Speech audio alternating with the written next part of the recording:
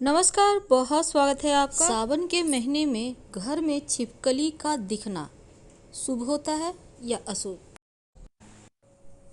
छिपकली आपके घर में भी होगा क्योंकि बारिश का मौसम यानी कि श्रावण का माह आने के पहले छिपकली बहुत सारे घर में चली आती हैं।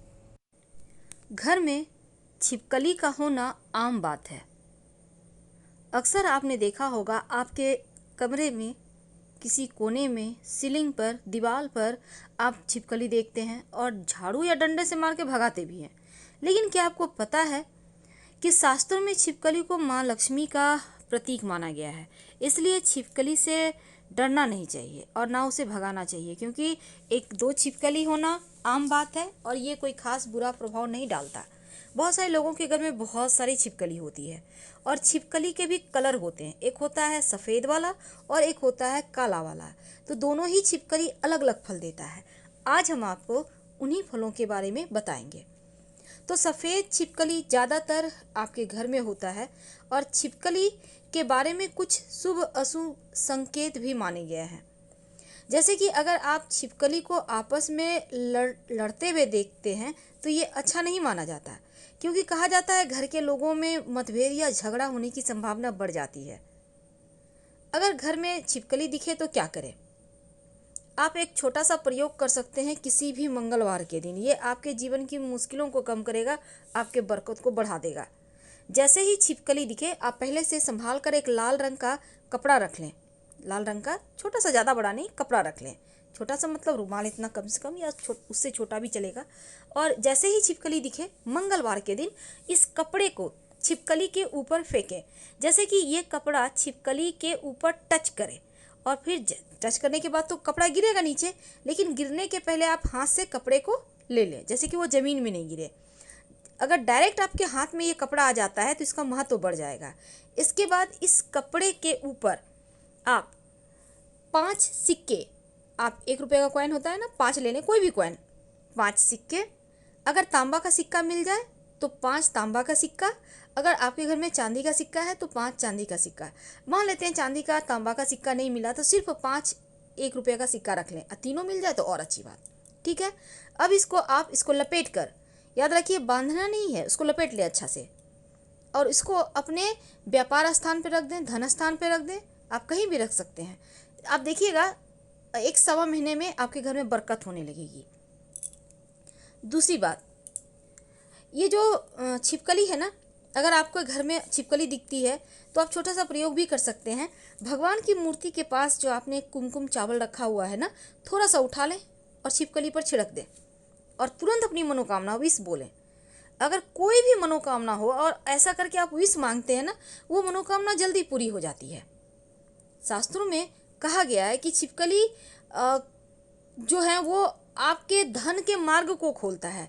लेकिन कुछ अशुभ कारण भी, जैसे कि आपके घर में कोई शुभ मंगल बातें हो रही है, कोई अच्छी बातें हो रही है, चर्चाएं हो रही है और छिपकली उसमें बोल दे, बीच में आवाज़ कर दे, तो वो खंडित हो जाता है, टोक देती है। तो ये सभी चीज़ों के कारण लोग छिपकली को घर से भगाते हैं। बहुत तरह के प्रयोग हैं, आप कर सकते हैं, छिपकली घर से चली जाएगी।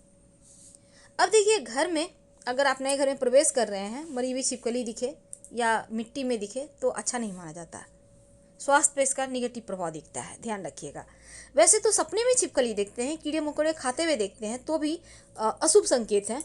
और छिपकली को मारना, छिपकली से डरना या रेंगते हुए देखना भी अच्छा नहीं माना जाता, क्योंकि सपने में छिपकली आप देखते हैं तो बुरा है। लेकिन अगर आप ये देखते हैं कि छिपकली आपसे डर रही है तो फिर अच्छा है, भविष्य में कोई बढ़िया समाचार मिलेगा।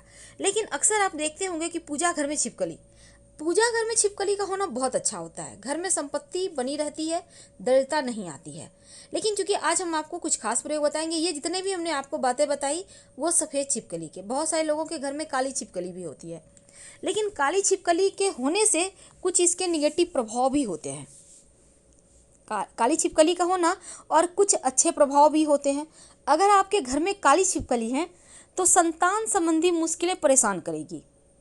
याद रखिए, सफ़ेद छिपकली तो शुभ है, लेकिन जो काली छिपकली है, जैसे जिस घर में काली छिपकली ज़्यादा दिखे या दिखने लगे तो इसका मतलब है संतान के ऊपर कहीं ना कहीं मुश्किल का समय है। तुरंत उनको आप हटाइए, भगाइए घर से।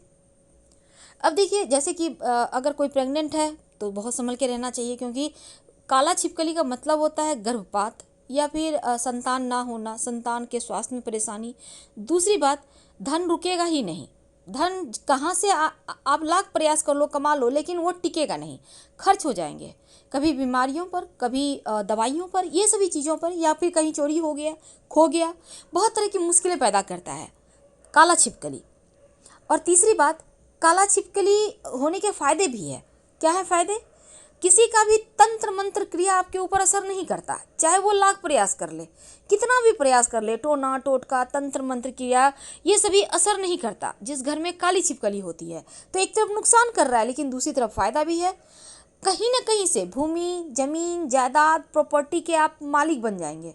एक तरफ पैसा भी आपका बर्बाद करेगा, टिकने नहीं देगा, लेकिन संपत्ति का सुख भी आपको दिला देता है।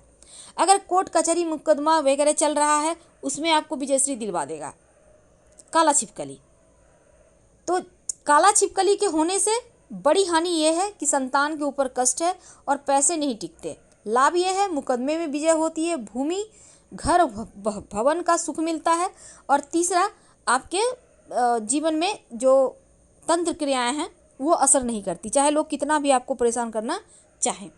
क्योंकि काला छिपकली के रहने से राहु का जो दुष्प्रभाव है वो थोड़ा कम हो जाता है। यानी कि राहु एक्टिव होता है तो तंत्र मंत्र क्रिया करवाता है, लेकिन जब राहु एक्टिव ना हो तो तंत्र मंत्र क्रियाएं जीवन पर असर नहीं डालती हैं, इतना तो तय है।